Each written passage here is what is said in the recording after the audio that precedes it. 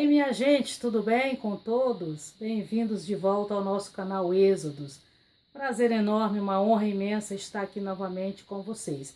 Infelizmente, o tempo está muito escasso, nós não estamos podendo gravar vídeos com a frequência que nós queríamos, mas devagarinho nós estamos aqui postando a nossa opinião, resenhando algumas obras literárias. E hoje nós vamos falar de bola nas costas, de fura-olho, de perfídia, gato escroto. Vamos falar de traição. Eu falei em gato escroto, deixa eu só explicar para vocês o que significa essa expressão. Há um tempo atrás, antes do advento da televisão aqui na minha região, era dessa forma que nós chamávamos a amante, né, do marido, do namorado, do companheiro.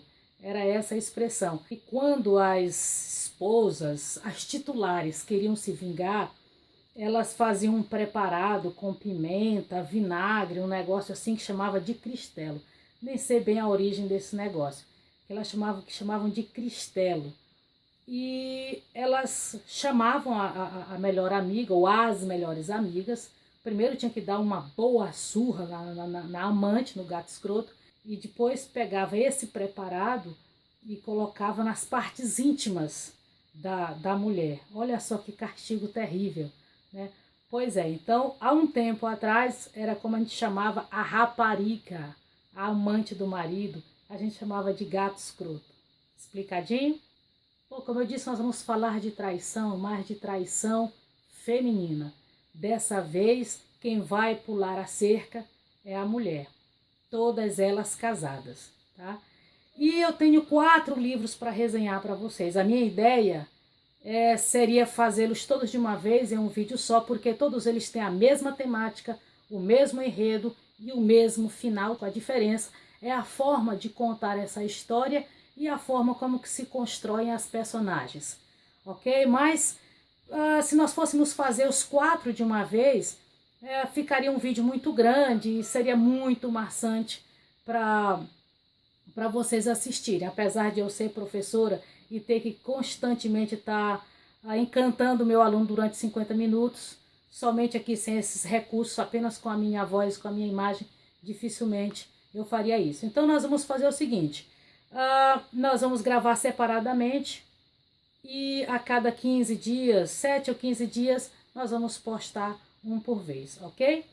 E esse vídeo, inclusive, ele é especialmente, obviamente, para todos os leitores, mas especialmente para quem está estudando o 2º ano do ensino médio, porque nós vamos tratar todos eles, fazem parte de uma escola literária chamada Realismo. Feito? Então nos acompanhe. Meus amores, hoje vamos falar então do livro Madame Bovary, do francês Gustave Flaubert. Flaubert é, sem dúvida, um dos maiores prosadores do mundo. Ele tinha um apuro tão grande na sua escrita que, às vezes, para descrever uma cena ou um livro mesmo, ele escrevia centenas, milhares de páginas e depois ele aparava as arestas, sobrando ali, então, só a essência, o extrato do que havia de melhor na história que ele queria contar. Era muito meticuloso, muito preciso, muito esforçado, queria sempre apresentar o que ele tinha de melhor. E, obviamente, para nossa alegria, hoje, nós temos Madame Bovary, que foi escrita no século XIX. Ele ficou 5 anos escrevendo esse livro. E, finalmente, o mundo foi brindado com Madame Bovary em 1857. Essa obra é tão importante que ela foi o marco inicial de um movimento literário chamado realismo. Isso se deu pelo rompimento com a literatura velha, que era do movimento romântico, onde aqueles amores exacerbados, mas que não se concretizavam, onde era chique morrer, morrer de amor, de preferência de tuberculose, para doer muito, para demorar ainda mais, aquela coisa subjetiva demais. Até então, alguns paradigmas eram colocados como intocáveis e imutáveis. Por exemplo, a família era sempre feliz, a igreja estava ali para orientar todos os seus fiéis e não se equivocava nunca. Todas as pessoas que faziam parte desses grandes pilares sociais eram perfeitos e tudo estava ordenado. E aí, de repente, veio Flaubert e criticou exatamente essas duas molas mestras. Primeiro, a família, quando ele colocou o casamento falido, onde ele colocou a mulher como traidora, que até então não se via isso dessa forma. Imagina, ele estava agredindo o seio social, aquilo que era perfeito, estava influenciando as moçoilas também a fazer o mesmo, as mulheres casadas a dizer que elas também podiam trair, que elas podiam se apaixonar por outras pessoas que não os maridos, podiam sair daqueles casamentos sem nenhuma emoção e poder viver a vida delas como bem entendiam. E isso não foi visto, obviamente, com bons olhos. Essa corrupção da sociedade, esse desnudar que o Flaubert mostrou para todos, não ficaria impune.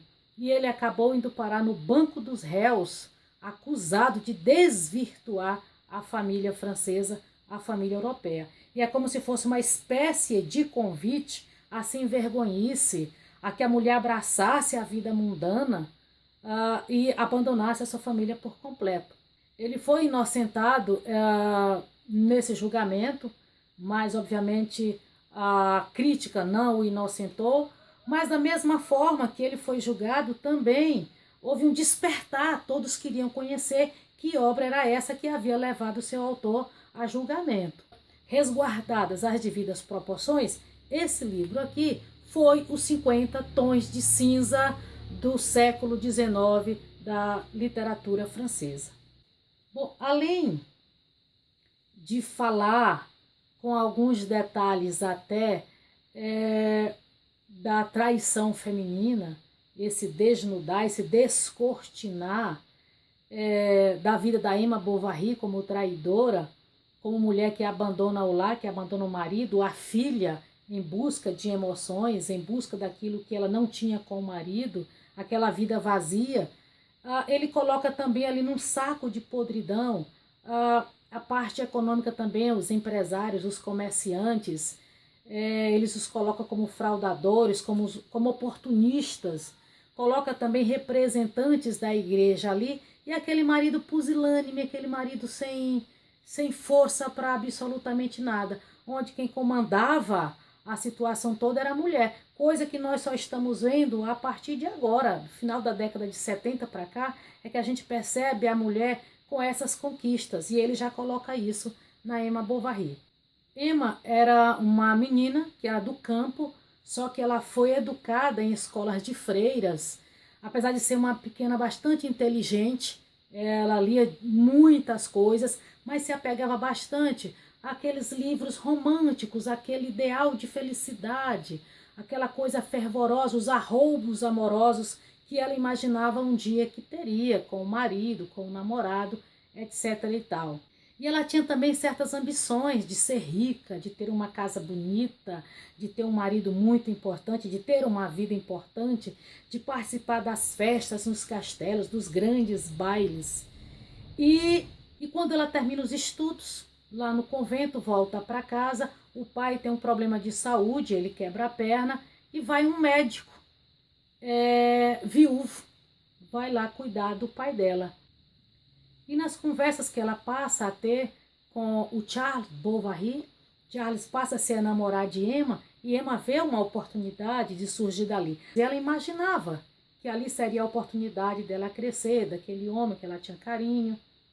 E ela pensou que ali estava a grande oportunidade dela, que esses arroubos e essa ambição toda ela teria casando-se com Charles. E aí não deu outra. Após o casamento, não era nada do que ela esperava. Ela não sentiu nenhuma grande emoção que ela imaginava sentir, não viu estrelinhas nem fogos de artifícios, passou a perceber que o marido era um fraco, ela é que costumava comandar as coisas, e ela esperava que ele tivesse alguma reação, que ele fosse importante e a levasse junto como dama importante da sociedade. Mas não, o Charles era um cidadão que, do jeito que, bom, estava comendo, estava bem, estava dormindo, e era louco pela Emma. era aquela coisa pegajosa mesmo e ela nem gostava daquilo. Tem até uma cena interessante, um dia ela se pega observando Charles, observando bem atentamente, começa a medi-lo de cima a baixo, começa a medir o caráter, a coragem, a força, e ela se pega dizendo, meu Deus, que merda que eu fiz na minha vida. Até que um dia ela se encontra com um rapazinho chamado Leon, ela começa a sentir um negócio, uma coisa diferente, ela disse, meu Deus, é isso aqui que eu esperava sentir com Charles, mas quá, necas de pitibiriba. Só que o rapazinho pega e vai embora, e ela fica sofrendo bastante, aquela coisa toda, que eles conversavam muito, mas aí aparece uma outra pessoa, o Rodolfo, que é um conde das antigas, um conde meio falido, mas tinha um título de nobreza.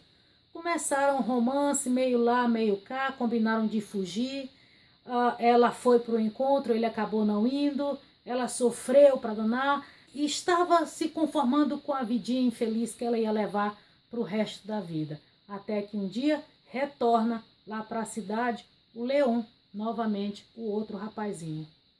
E aí ela percebeu que o enamoramento, aquele sentimento, aquele fogo, o desejo, a vontade que ela tinha por aquele rapazinho, tudo isso veio à flor da pele novamente, ressurgiu das cinzas todo aquele fogo que estava apenas adormecido. E aí ela acaba caindo em tentação e os dois passam realmente a ter um caso tórrido. E ela começou a dar presentes caros também para ele. E aí ela contrai bastante dívidas, não consegue mais pagar. Nem a filhinha que ela tinha com Charles, ela cuidava tanto da menina. Na verdade, ela alternava momentos de emoção diferente. Uma hora ela gostava muito, dizia que era o amor da vida dela. De repente, ela dizia que não, a menina era uma espécie de empecilho, havia sido um erro que ela havia cometido na vida. Bom, e foi mais ou menos isso.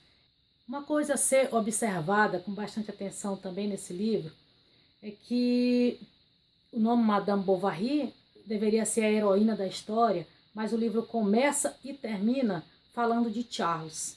Para a gente ter logo uma ideia inicial, o quanto ele era tolo, o quanto ele era fraco. Um ensaísta e crítico literário austríaco, naturalizado brasileiro, chamado Otto Maria Carpo, ele diz que, na verdade, Madame Bovary trata especificamente da estupidez humana e o faz com maestria. A forma como Flaubert descreve as personagens e os coloca no lugar certo, no momento certo, fazendo as coisas erradas, é o que torna as pessoas muito tolas. Né? O que chama a atenção é que, de repente, para mostrar essa estupidez, há uma grande descrição dos chapéus. Tá? É como se os chapéus, ao invés de proteger a cabeça, ele cobrisse o cérebro, de modo que as pessoas não pudessem pensar com clareza, não pudessem perceber aquilo que estava à frente do seu nariz. E, inclusive, logo no comecinho lá da escola que eu falei para vocês, o Charles, ele é apresentado como um chapéu estúpido. Tem o chapéu do farmacêutico também, que é ridículo. Até mesmo o chapéu do Rodolfo, um dos amantes lá da Emma Bovary, aquele do título de nobreza, que ele acha que é uma coisa pomposa, que lhe dá realmente a autoridade que o seu título realmente merece. Na verdade, é uma coisa fora de moda, cafona, brega. Ou seja, o título era apenas o título. A pessoa era tola, era estúpida, era imbecil. O certo, meus amores, é que esta obra não é apenas uma obra que trata da traição de uma mulher, mas a obra que inaugura um movimento literário, a obra que rompe com todos aqueles paradigmas da escola romântica, uma obra que passa a criticar a hipocrisia da sociedade europeia do século XIX, é aquela obra que tira a venda dos olhos das pessoas e que mostra com muito realismo a tolice, a imbecilidade da humanidade. Ok? Então eu sugiro muito, muito mesmo a leitura de Madame Bovary. E não é um livro que você lê uma única vez, eu tenho certeza que você vai ler uma segunda, uma terceira. E cada vez você se encanta mais porque você acaba descobrindo novas coisas, novos detalhes, passa a ter outro ponto de vista. O seu grau de amadurecimento literário também faz com que você mergulhe ainda mais na obra e descubra mais coisas, ok?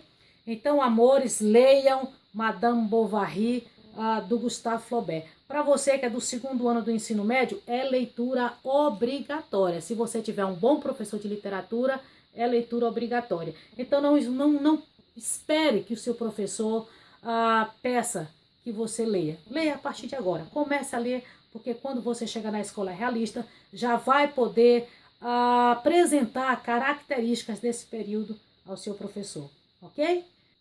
Então, meus amores, não esqueçam que se vocês gostarem desse vídeo, dá um joinha, indique para os seus colegas, compartilhe, dá uma olhada na página do Facebook também, se inscreve no canal, dá uma força aí, ok? Beleza? Então, um grande abraço a todos vocês e nós nos encontraremos em uma outra oportunidade com o livro O Primo Basílio.